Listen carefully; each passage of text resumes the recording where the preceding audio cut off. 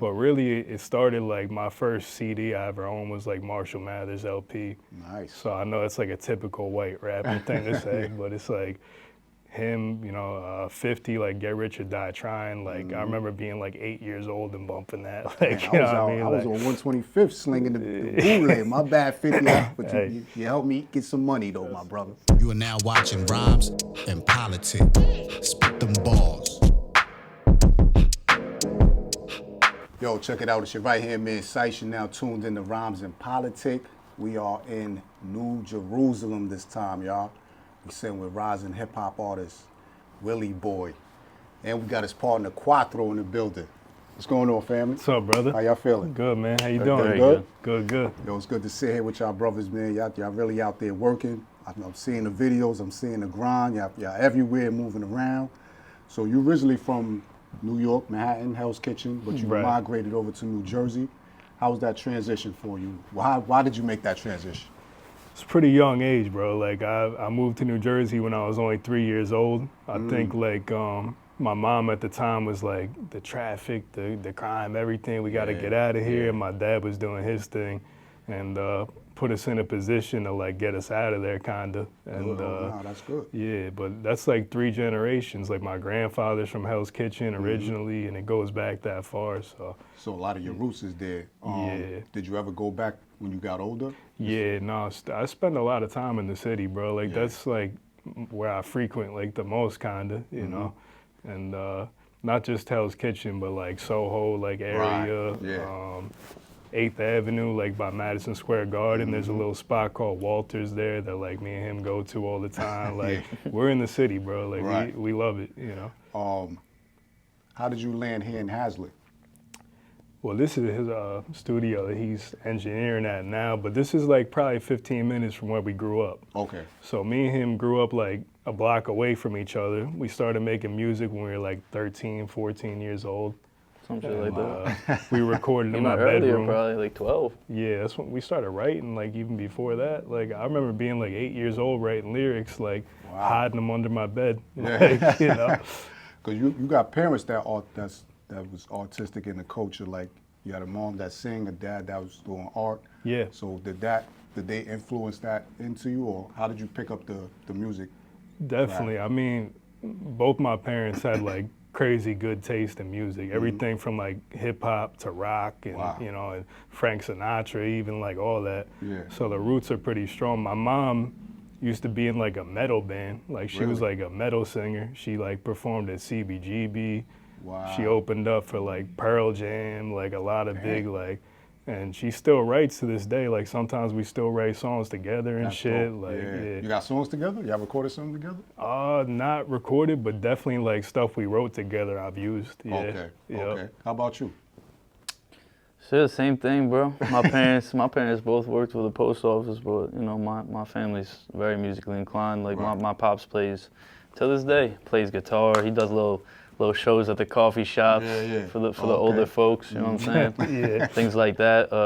You know, my brothers were always musically inclined, but I always had a taste for like more so like hip hop. My older brother, my older brother Dasco definitely put me onto Wu-Tang, 50 Cent, hell yeah. Those cats when I was younger. So you know. Who were some other artists that influenced your sound and stuff like that? You want to go first? Yeah. You got a wide range of sound. Because I hear trap in there, I hear like singing in there, I hear hip hop. Yeah, I almost hear a little bit of country in there. Maybe I'm bugging out. So you know, the country, like I lived in Nashville for a year, so I was like kind of being influenced by that too, and I did start writing country songs too. But really, like hip hop is my biggest thing. And up until only like 2 or 3 years ago, I was like super lyrical. Like my goal every time I got in the studio was to be the most lyrical rapper in the room. Yeah. I kind of strayed away from that a little bit, just because I feel like the game's a lot different nowadays, and it's also like I could do a million different things. So it's like, why not? And I could still tap into the lyrical shit like anytime I want. But really, it started like my first CD I ever owned was like Marshall Mathers LP. Nice. So I know it's like a typical white rapping thing to say, but it's like him, 50, like Get Rich or Die Trying. Like I remember being like 8 years old and bumping that. Like Man, I was on 125th slinging the bootleg. My bad, 50, but you helped me get some money though, that's my what I brother. was like. Yeah, to me that's like the best rap album of all time. Like I don't even like. Me too. You feel like that too, right? 100%. Yeah. It's not even like lyrically, but it's just the energy, bro. Yes, that's what it is. It's just the time. Yeah, facts. It'll never be that again. Exactly. That'll never be. I don't want to say accepted, but Yeah, that type of make that. it now. He's a one-on-one type of guy. Facts. You can't mimic that. You can't reproduce that. No, That's true. what's so great about it. Like, I don't know, but that's From the production all the way to the lyrics. Yeah. The songs that was on there, it was like impactful. He man. had the cheat code, bro, because it was like at that time everybody wanted to sign him, Yeah. but he made the move to sign with Shady, and then he had smart Dr. move, Dre too. produce everything. Like, come on, They yeah, had it monsters, man. They killed for that. real. Couldn't fail with that. You're right. Y'all two got a lot of songs together. Is there a collaboration album coming? Because I can't get off this Birkin song, yo. There's definitely something coming. We got something coming, we working on a couple videos first. Yeah. We got the album done, but Yeah, Who nah. does the videos, though? Because I like them, Joe. That's our boy Nick DeVito, his name is. He's from Jersey? He's from Jersey. He's like a little younger than us, but Yeah. he's like, we need him because he's got the TikTok shit on lock. He's right. got like 1 million followers on TikTok. Oh, He's wow. blowing up. So he's got like a good eye for the shit, and he knows he what. killing it, bro. Yeah. He doing a real good job with that. You got a few projects out there. Leahy 1, Leahy 2, Hell's Kitchen. You got something else, Sending the Clowns. How do you come up with the title for that one? Sending the Clowns. I'll be honest with you, bro. So that's like an older project, right? Yeah. And it's not even It's the on history. it's not even on Apple or Spotify or anything. That's like probably 2020 I was working on that album. And like I had some crazy shit on there. That was during COVID, so like a lot of like the Cameo thing started popping off where you could like book celebrities to like do skits on your album and shit like that. Yeah. So I had some shit on there with like Insane Clown Posse. Like I was trying to like tap into that fan base too, Right. like, cause they got some crazy diehard fans. But not to like, it's kind of like putting it simple, but you look around the rap game, and it's like, there's a lot of clowns, bro. So I was like, sending the clowns, I body all of them. Like that's how I felt. Like that was the energy at the time, you know? Yeah. So you do a lot of engineering, mixing, and all that. Talk about y'all chemistry in the studio. I mean, shit, we've been locked in for over a decade, so Yeah, which is crazy. he's probably the first artist that I ever recorded in a real studio, to be honest. No, 100%. Yeah. So the chemistry is just like immaculate now. You know what I mean? Yeah, Like exactly. 10 years later, it's like every time we just hop in, it's like boom. I have, you know what I mean? I got the best vocal chain now. I got the best studio. You know Shit's what I mean? easy now, he bro. formed Right. into the best art, the best version of himself. So because back in the day, you don't always have that. You kind of you kind of winging it, like you don't. Yeah, You don't really know what you're doing. You know what you're doing. You know that you got something up there, but you don't know what you're doing. Right. So you Listen, gotta put the years in, man. I put the 10,000 hours. I put the, I've been all the learning. I've been in the room with the best people, and the people, I've been in the room with people that'll it'll change your life. But you gotta change your life. You can't. You can't skip any steps either. Yeah, like definitely. we went through like when we first started making music, our shit was terrible, bro. Like you can't, you know what I mean? But like at the time, you couldn't tell us it was terrible. We thought it was the best shit in the world. Right. You know what I mean? Like we were making bangers in high school. Like And now that I look back at it, I give a lot of props to the people that I thought were like, when you coming up and you're like, damn, this ain't as good as it. yeah, I can out rap him and out rap. And then you listen back 10 years and you're like, damn, there's a reason why he was doing what he was doing, because You gotta kind of dumb music down speaks to a for certain itself, extent. man. Music speaks for itself. So Yeah. if you're gonna put out trash, people are gonna look at it as trash. Yeah, facts. It's Yeah. gonna show There's them no, work. it show it could the work. still blow up. Hey, we know a lot lot of of it records. does. We know a lot of records that are trash that blew up. There's nothing wrong with that. Yeah. Hey, get your money, but the people aren't gonna take that. That's not gonna be a generational song, and that's not gonna be something that you could live on forever and provide for your family and things like that. So Are y'all learning anything in the music business as far as like monetization, how to get your music out there on social media and stuff like that? Yeah, bro. This year, in the last like I year think or the two, last I 6 think months even even, like- the last 6 months, we've been going hard with like trying to figure out other ways to monetize it. To People want to see you, bro. Like, that's the main thing. Like, what I noticed is, like, for the longest time, I was focused on just the music, and I'm like, I make good music. That's what's going to take me to the next level. But, like, it takes a lot more than that. And, like, the visual is really what people want. Like, those little, like, 30-second clips of you rapping with the lyrics on the screen, like, that's the engagement. Like, you know what I mean? Streams are probably like the last thing you want nowadays. You know what I mean? Like, artists are getting paid off of that, but they're not getting paid to the point where they should. So we gotta figure out, as artists or as, you know, engineers or whatever you do, producing, you gotta figure out different ways that you can get paid from your craft, because you put a lot of work into your craft. So the streams ain't cutting it anymore. You know what I mean? It's like, it's almost like you're putting the music out and your fans are listening, but you're not getting what you should really be getting, even as an independent artist.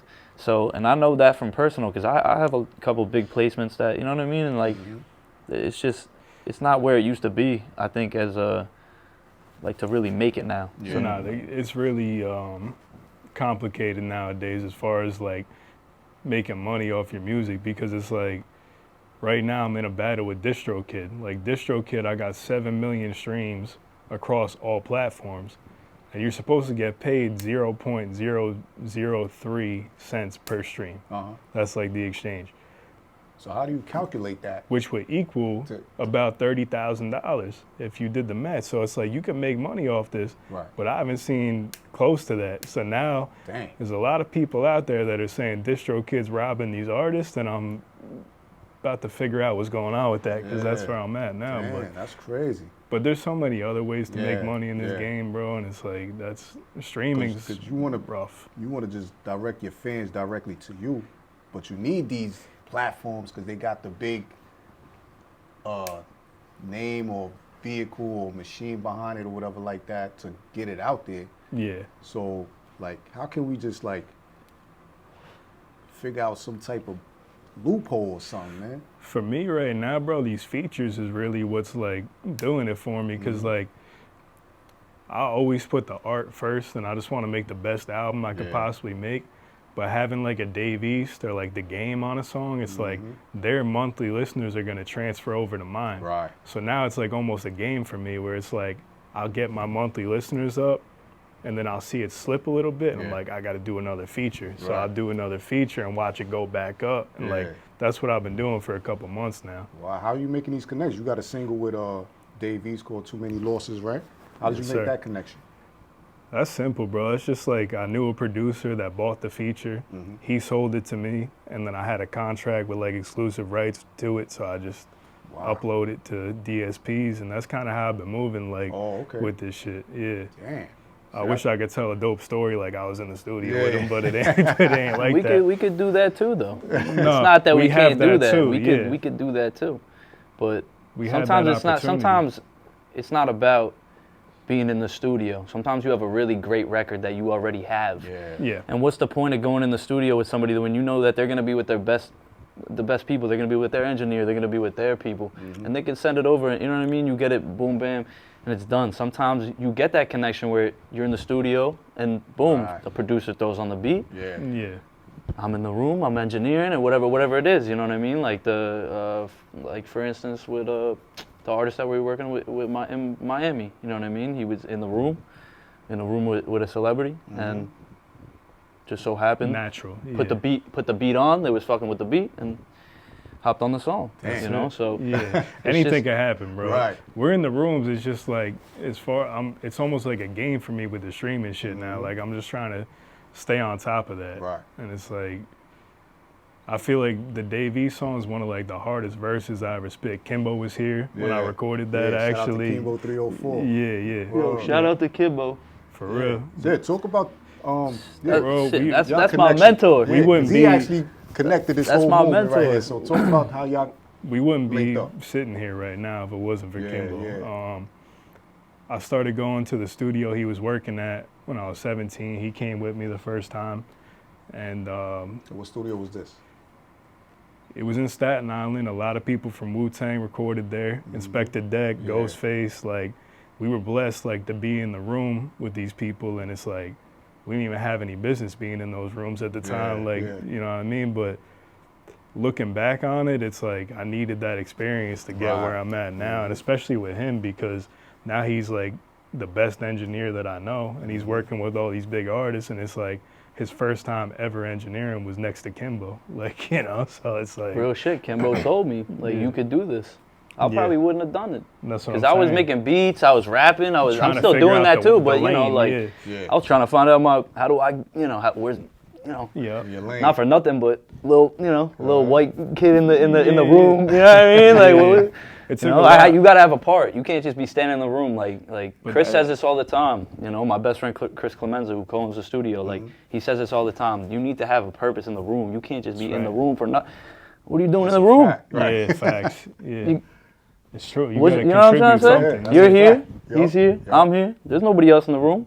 People might think there's people behind. There's nobody else in the room. We're doing the business. So it's like you gotta have a reason to be in the room. You gotta prove yourself to be in the room, you know? And there's nothing wrong with that. There's no ego or, you know what I mean? Like, find your lane, though, and you found your lane. Yeah. So Kimbo was the first one to tell really us, but like really me, because Willie was really the artist. Yeah. And I was coming trying to learn behind the scenes, and I go in the booth, and I'm just, you know, showing what I could do, and Kimbo was like, you could do this already. What are you doubting yourself? Because he's saying, what, you do this already, like, you know what I mean?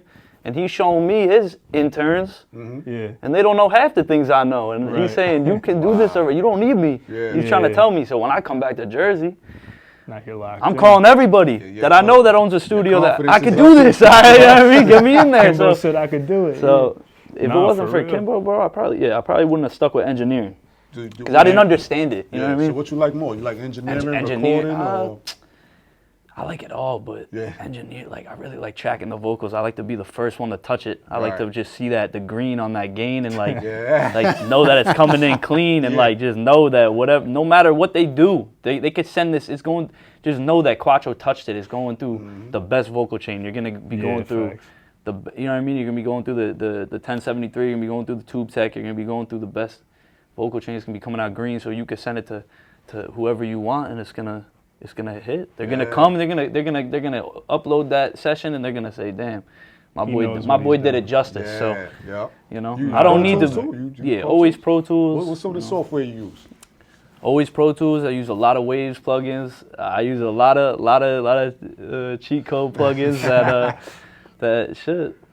I don't mind sharing with the right people. You know what I mean? But nothing crazy, bro. Like, you know, you don't need a lot, bro. You don't need a lot. I could do this without any of this. You know what I mean? Like I've done this in hotel rooms. I've made songs in bedrooms. So you got like a portable studio. We made a whole album in Nashville. You got a portable studio you can take, like a laptop. Yeah, I could bring it all because all you need is Pro Tools, man, and a mic, and like you can make it have an interface, a mic, and Pro Tools. You don't need nothing fancy.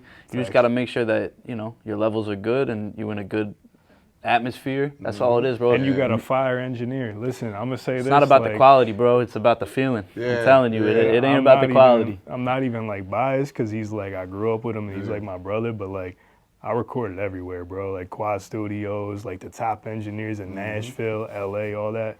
This the best engineer in the world right here. I put that on everything. brother, like, he can appreciate make that. anybody sound good. Like if there's one thing I want to say on camera, like book this man. Like you know what I mean? Yo, let them know where we at. What studio we at? We're at Lux Sound Studios in Hazlet, New Jersey.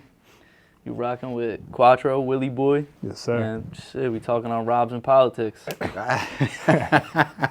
So, is the studio open for artists to come and record, or you just deal with your artists or your certain people, or how does that work? So we started, I started my own studio. Hold up, scratch that. Me and Willie actually started a studio in 2018. And that's when we really, I was recording people from the crib, like I said, I started connecting, calling up different studios. So I had already had a couple clientele. Okay.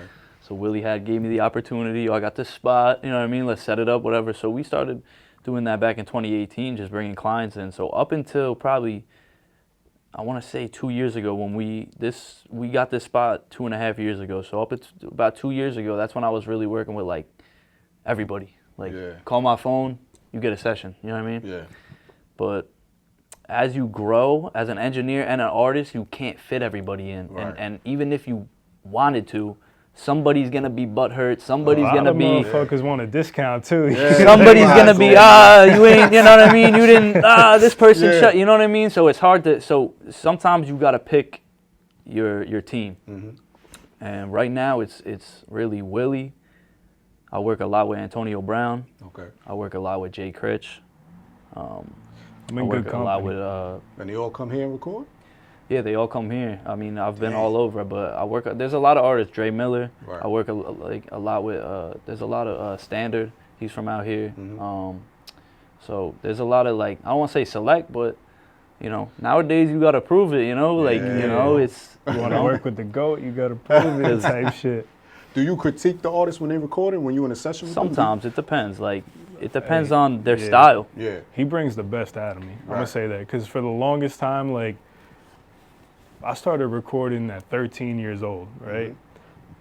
And I always recorded by myself. I preferred that until I got in the studio with Kimbo at 17. Okay. And he taught me a lot. He taught me how to layer vocals. He taught me the difference between the hook and the verse, how you gotta ad libs, more energy. He really, I wouldn't be the rapper I am today without Kimbo. Right. I don't want to say that. Yeah. But after he moved to Florida, I was just recording by myself. I would record in my apartment. I would record in my still had car. that knowledge. Yeah. It was nuts. And then I moved to Nashville, and I was recording in my apartment all the time, and on a $40 microphone, but still making my shit sound pretty crispy because I kind of knew what I was doing. Once I moved back to Jersey and linked up with him, my music transformed into something that it never was before. And he would, I'd be in the booth, it'd be like, what if you said it this way instead of that? And it changes the whole song. Yeah. So it's almost like a dream team thing where it's and he knows me better than anybody because we've been together since we're 12. Yeah. So it's it is like a Dre and Eminem, or it's you know what I mean? That type of chemistry. Yeah, we did forget to mention, we opened that studio in 2018, but he moved 2019? 2018. He moved the end of 2018. He moved. that, I remember bro, this. I've been He drove everywhere. the day after my birthday. I remember this. Yeah. The day after my birthday, he left. He Yep. made it to my birthday. He left, and I probably didn't see him for. Besides coming back, just to check up. You know what happened, bro? Till fucking a year, 6 months to a year ago. Besides the Nashville trips and the little things. Because I would always say yo, fly down, let's work on something type thing. And but what really happened is my dad died when I was 20, right? And that changed everything. Right. But I tried to just keep pushing, I never stop what I was doing. My dad was my best friend in the world. He taught me everything I know. Did you go into a little slump for a minute? Or? 100%. Yeah. Nah, I was depressed as fuck, bro. I And it's can relate, bro. Yeah. Same here with mine. You know what I'm saying? Same thing. Still kept pushing through. Yeah. It was natural causes, but they still here. They still with you. Oh, 100%, You know what I'm saying? bro. I So, feel them every day. we're making them proud. 100%. Yeah, of Whatever course, we're doing, bro. man. So we're gonna keep giving them putting our best foot forward out there.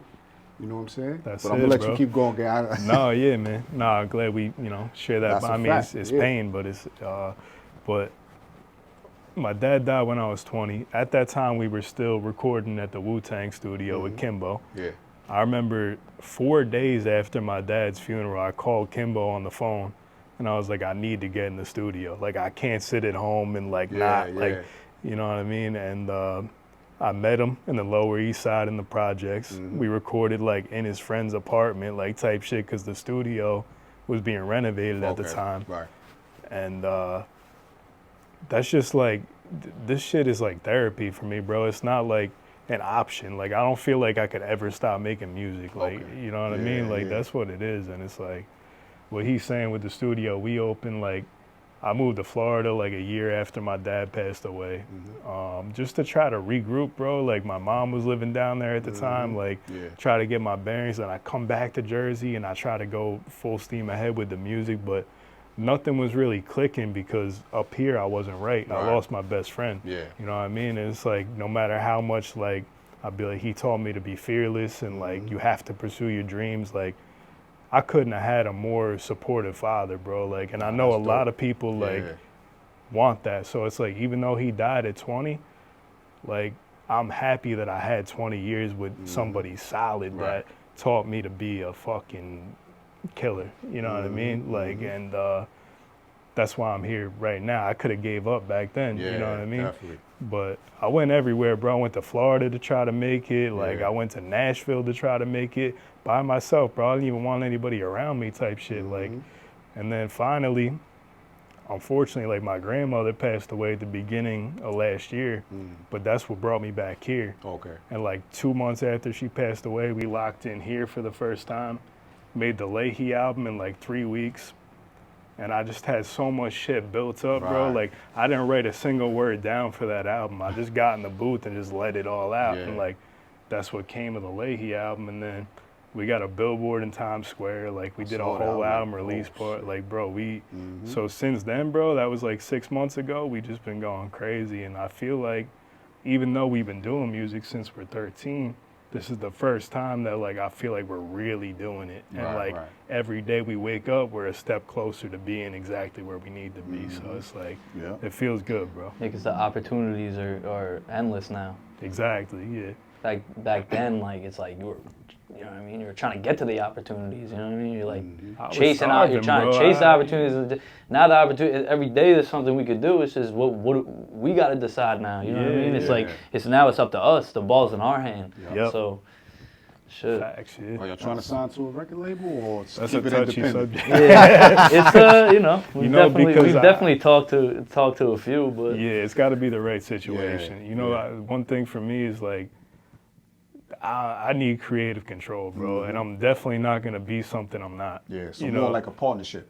Yeah, that's what we're looking for. Look at like you brought up before, like Griselda, like they did it like exactly how they wanted That's to do a it, bro. fact. They rapped on boom bap beats and like They laid the blueprint down. yeah, and like they're in rooms with Diddy and Jay-Z, like you know what I mean? So like we know it's possible. They do it. They can do it. We can do it. Anybody can do it. And they're moving merch left and right. This is before a label even wanted to sign them. Like, it's crazy. So we got to create our own movement before, like, because you got to go into a label meeting with leverage. You know what I mean? Like, that's the biggest thing. And I feel like we're finally in a position where we have some leverage now. It's like, you know what I mean? But now it's like, do we grow the leverage? You know what I mean? And try to get to the point where we really want to be. And then it's like, then it's like they need us, you know what I mean? We might have some leverage, but you know what I mean? It's, you know, so that's where we're at. We're kind of right there. Here's the main thing. I'm gonna say this to the camera. Give them some words, Every record label out there, I just want to let you know, I do not need you. You need me. All right. That's right. I just want to say that. I just want to say Let them know. Let them know. One more thing. You, in your career, you opened up for Mobb Deep before Prodigy passed. How was that experience? Well, actually, I got mixed emotions about it, to be honest, because I opened up for Mobb Deep like a month before Prodigy died. And that's heavy, bro, because it's like, he's one of my favorite rappers of all time, bro. Like, super legend, and super MC, lyricist, all that. So that shit like kind of makes me sad when I think about it. But the fact that I had that opportunity is amazing. And that was at a place called the Stanhope House, which is all the way up by like Pennsylvania. And I was doing shows there like every month, but they were bringing in like, I opened up for Mobb Deep, KRS-One, Onyx, opened up for Joe Budden right before he retired. And this is like, that was a crazy show. I didn't really have like a fan base at that time or anything. Like, I was just coming up, but I was performing in front of like 300 people, and that was like huge for me at the time. You know, like, so it's like, that was a dope experience. All those were, KRS-One was really cool, bro. We actually hosted a show. We did. We booked our own show. We had Static Select pull up. Static Selector was there. Terminology. I don't know if you know him, but we booked him. He performed with us and He's shit. A beast too. That's the other thing I'm doing now. Like, and I kind of separate this from my rap shit, so I don't even know if I want to bring it up on the podcast. But we could put it out there. I don't care. But I got like my own touring company. So like in April, we're actually going on tour. Promote that. That's what I'm saying. And we're trying to book a headliner. There's a couple rappers out there we tried to book, but they playing games with us. So, you know. Nah, it's all good. But we going on tour. It's gonna be a 3-city tour. Denver, Seattle, and Portland. So that's in April. keep an eye out for that. And what's this album called with y'all two? What's the album gonna be called? How many songs is done already? Are we giving that out? I'll give it out right now. Go ahead. So the album's called Not Tomorrow, Today. That's the name of the album. There's gonna be a lot of them Birkin tracks on it. Oh, it's gonna be a mixture. Okay. Because it's like, we probably should have done a collab album 10 times over just for Right. how long we've been working together. You know what I mean? So we got to kind of tell our story too. Yeah. I think it's gonna be like probably 10 to 12 songs, something That's like good. that. That's a nice sweet We spot. just never had the I won't say we never had the time. We just never had the resources, really. Yeah, I'm not gonna lie. I 'Cause it's kind of not like almost like forced them into it a little bit, just because like I would come to the stew and like I'd do my shit, and then I'd be like, let's lock in on something like every session. Yeah. And in the back of my mind, I was like, eventually we're gonna have enough for an album. Like, Yeah. I don't know, yeah, but He's been like, pushing me to drop. I dropped a lot last year though, but yeah, we definitely fucking gotta drop more. We dropped a couple songs. we did, yeah. We got Charlie on the track. Projects out there? Yeah, I got I got 3 projects. You I dropped got- a lot, like I this dropped. past year. I mean, I dropped in 2020, of course. Some shit that got me some traction. Okay. 6 Feet Below. Something that's like kind of meaningful to me. A little bit Yeah. like I won't say sadder, but a little bit more like mellow, Emo yeah. rap. emotional rap. You know. From But, the heart, yeah, I love that project. Yeah, That's a fire but project. this last year, 2023, I dropped 444, which was an album that I came up with when we were in LA, Oh, okay. and we were like in Studio City on top of this like insane mansion, like Yeah. just like looking out, and you just see all of LA, and it's just like, I don't know, I saw the angels, like the sun was coming down. It's like I saw it, like I don't know, I just saw like, and ever since that day, I actually got 444 tatted on me Right. that night. That night. On my leg. I got 444 tatted on my leg. That's how much I was feeling it. Yeah. And I dropped the tape, and it's just fucking, you know what I mean? It That was crazy, like a so- godly experience, bro. Like, we shot a music video for a song called Broski that we had. And the guy that owned it, like, we basically just rented like this mansion out for like 2 hours, shot the video, whatever.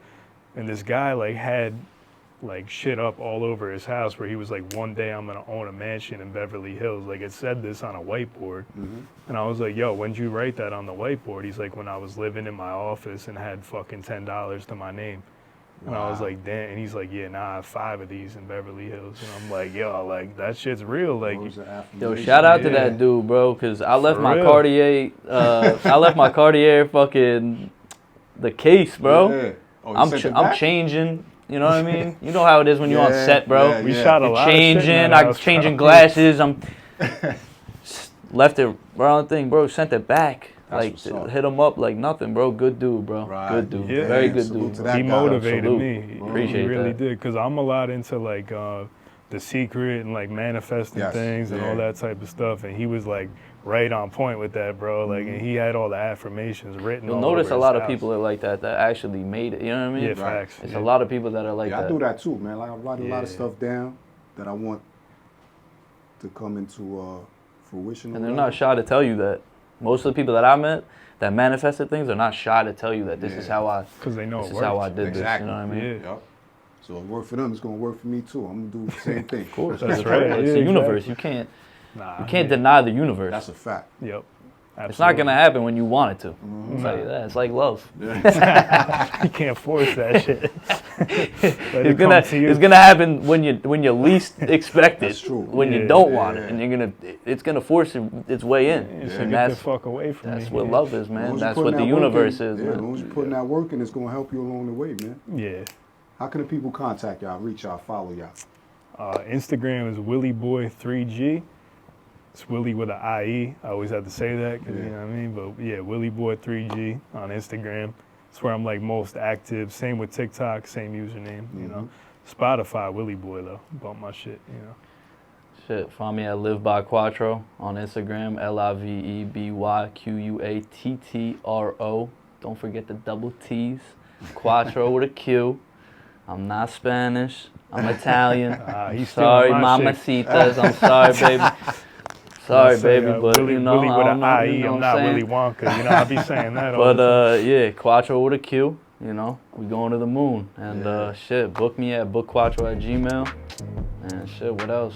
Fucking, let's get it. Lux Sound Studios, LLC on the gram. Yeah. Check out my boy Chris Clemeza, also a co-owner.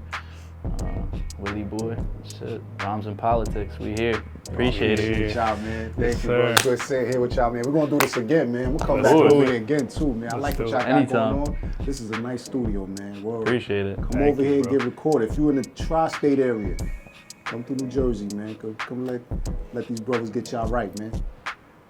Willieboy Quattro, they in the building. Rhymes and Politics. If you like what you just saw, like, follow, subscribe, leave a comment down below. They next, y'all. You heard? Peace.